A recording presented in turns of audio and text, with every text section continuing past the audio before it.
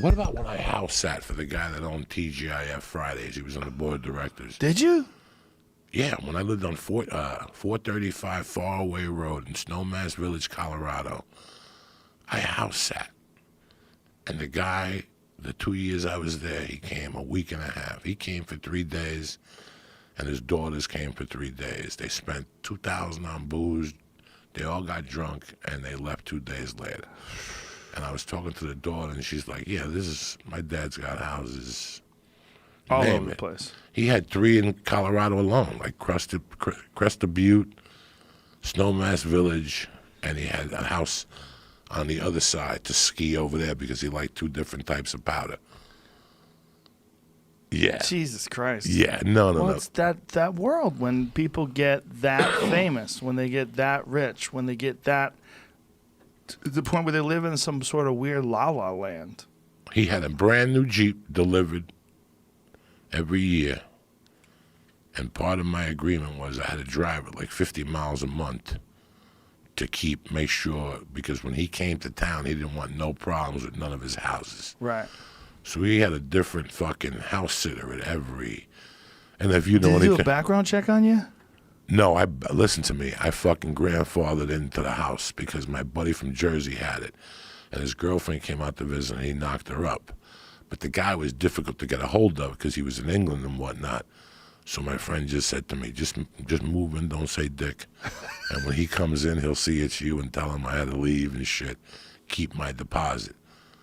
So I stayed there for like 2 months, and he came, and he's like, who the fuck are you? And I told him what had happened and that we couldn't get a hold of him because he was in England. And he asked me for a couple names. I had already lived in Snowmass for about a year. I left and then came back. So I had a couple nice references for him. He gave me the thing and then left. And I was not allowed in his home. So part of the deal was I had an apartment over the garage. I could use his car. And it was 18 hours a month of either shoveling snow or 18 hours a month of work. So it was essentially shoveling snow in the winter and mowing the lawn in the summer. He would give me little assignments like paint the wall or whatever. I would keep the trim up and shit, but it was 0 rent. I think he paid me $800 a month. And I got to get a day job and ski and shit like that. Did I ever tell you I was a volunteer fireman? You a volunteer fireman? Because, all right, so cocaine was $1,800 an ounce at the time in Snowmass. My buddy said he'd get it to me for $800 in Jersey. So I would go back and forth, and I was making all this dough on it. The people found out. The guy that they blew up, they put a pipe bomb in this guy's car, and they blew him up. His name was Stephen Graybo. He left a big gap in this fucking drug place. So I was. They kill him? Oh, yeah, they killed this poor bastard. In Colorado? In Aspen, 36 days before he was to stand trial.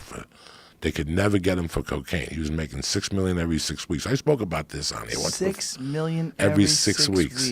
In 1984.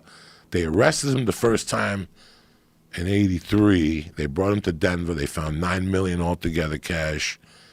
Then in 84 was when every night he'd work out. He was a good-looking dude that kept in shape.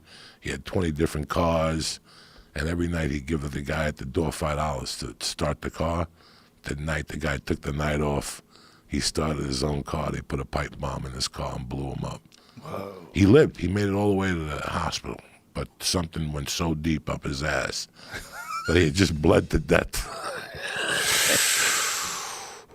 So it left this gap. So this guy approached him, and then he's like, man, these people are mad at you.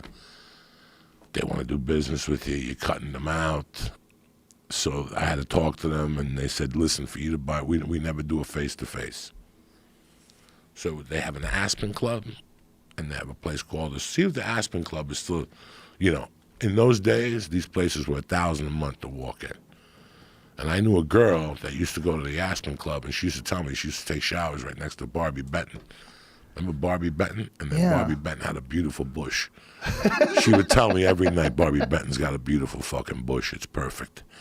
So there's the Aspen Club and the Snowmass Club. Snowmass Club has golfing, condos around the thing. It was like $900 a month to be a member. I couldn't have been a member, so the only way I could become a member was by being a volunteer fireman. Then they'd give you admission in. So for 90 days, I had to train. You know, go up 2 flights of thing on a ladder, carry a rope. But basically, it was putting out, when tourists come, they don't know how to fucking turn on a fireplace. So they clean out the shards and they put them in, and then these people would put them in the dumpster. So 10 out of 10, all you're doing is dumpster fires. That's all you're doing. But you got access to the Snowmass Club. So basically, all you had to do was walk into the Snowmass Club, give the girl the $10,000, put on your gym clothes, work out, and by the time you got back to your locker, the coke was in the locker. It was all in. They were all in. Everybody was involved. Everybody was involved. So the girl that worked this, that she was getting a piece? Whoever knew. All you had to do was, hi, how you doing, Joey? Yeah, okay. Wow. And then later on, I'd go in the locker. The coke would be there. I'd get like a half, 8 ounces. You know, I was no dealer, and I'd take it home. But then I started getting coked up, and every time there was a fire, I went to like 2 fires. And they were both dumpsters, and there's 16 idiots with a fire hose. I'm like, is this necessary?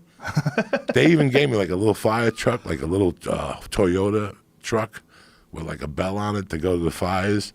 After like the 3rd fire, I stopped showing up. For 2 months, they go, where are you? 0 to base, where are you? Listen, I'm snorting coke, getting my dick sucked. You want me to go put out a fire in a dumpster? Go fuck yourself. They came over and took the dumpster. And then I went to work for this other dude. Dick, there was 3 Dicks. The guy I worked for was Dick Self, Dick Kelly, and Dick Doon was the mayor. So I had a buddy who used to go, you're surrounded by Dick. Dick. So Dick Kelly had one of those snow companies, and they wanted me to go and, I don't know what they call Joe Rogan, so straighten me out. It's a high-low that shovels snow. What's a high-low? A high-low in a warehouse. Zzz, oh, okay. And it Like picks a little up shit. small truck that pushes snow around. So he was another poor bastard that made a mistake and hired me that winter. And yeah, I had to be there at 4 in the morning. 4 in the morning, I'm on my 2nd gram of blow. He'd be in front of my house beeping, bam, bam, bam. I would tell him to go fuck himself. I'm not working tonight. He came and took his truck. I was on a roll up there. I was on a fucking roll. For guys who plowed snow, guys who had snow trucks, when it would snow out, man, that was it. You weren't getting any sleep. There was a bunch of guys that I knew. In Colorado also? No, Boston. Oh, in Boston. Yeah, that's a business. It's a business in the wintertime.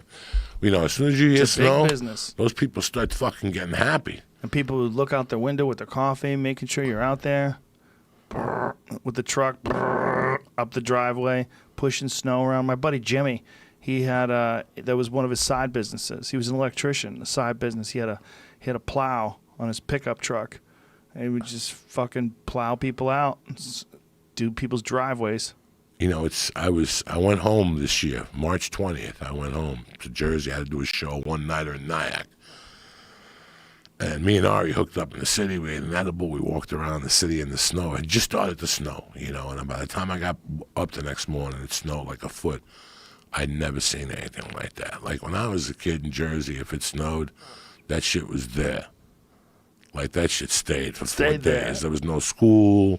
Stacked up on the side of the road. On the sidewalk. Now, dirty snow. Bro, my town won't let a fucking ounce of snow land. Not an inch. Really? They're fucking tremendous. That night, the roads were clean. The East Coast. I'll never forget how, when I left Jersey in '83, like if it snowed, like let's say if it snowed, and I had to take the bus up here, I would just call you and say, Joe, it's snowing. And you'd expect me at 11. And, you know, everything was late. Whenever it snowed in Jersey, here's this big metropolitan area, New York City, and it snowed and it crippled the city. They didn't know how to handle it. Yeah. Newspapers wouldn't come. People get pissed off, the New York Post. And I remember moving to Snowmass and getting a job at Aspen Electric. And that meant I had to get on a bus in Snowmass, go to the bottom of the hill, transfer, and shoot the bus to Snowmass. I did this, and I remember the first time I woke up one day, and, you know, in Colorado, you wake up one morning, there's 12 inches, it's just another day. Just another day. And I remember in 1983, they couldn't fucking clean up New York. But I'll never forget that morning, waking up in Aspen like at 6:30 in Snowmass and going, they're not going to expect me till about 10. And I walked in there at 10, the people were like, where the fuck have you been? And I'm like, it snowed out. The buses are running late. And they go, Everybody else here came on the bus, and they all got here on time. They fucking busted me right out. Like, Colorado was that far ahead of the game. Well, they're just so used to it. They were so, but like here I was living in this big metropolitan city Right. that 4 inches crippled